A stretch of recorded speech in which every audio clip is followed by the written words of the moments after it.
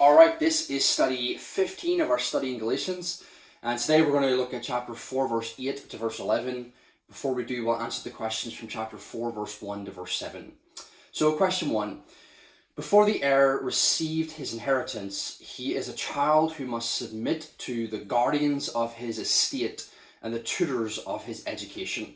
He isn't actually free to learn, spend, or do whatever he wants. He must submit to them. Question 2 then. The Jewish people were taken out of the Gentile nations and they were given the law. And that law of God was a tutor or governor over their lives. There's a number of ideas about what this verse means, but the basic idea is that they, as children, were still under the infant principles of religion, which is the idea of outward obedience, but without a heart change. To try and illustrate the point a little bit, while the Gentiles were learning how to count, and some of them learning how to count wrong, the Jews were learning addition.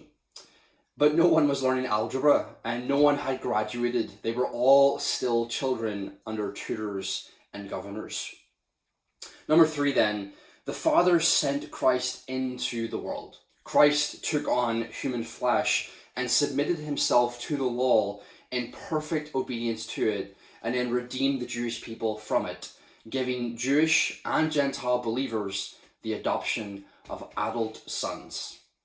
God has also then sent the Spirit into the heart of every believer, confirming and sealing our adoption. You can see that again in Romans 8 verse 15. So then question 4, this idea of being an adopted son means that the Jewish believers are no longer children, but they're actually full adult sons now. And in Christ, they can receive their inheritance. The inheritance, remember, is to be declared righteous by faith and to receive the Spirit. So they're now free from the law. They're like the child who would be free from his tutors and governors once he became an adult. They are now free from the tutor and governor, the law. Peter in Galatians 2 knew this, and that's why Paul said, you're a Jew, but you're living as a Gentile. You're living as one who is now free from the law. So now we're in chapter 4 verse 8 to 11. Paul has helped the Galatian believers understand that Jewish believers are free from the law, and so now he has a question for them. So here we go. Question 1.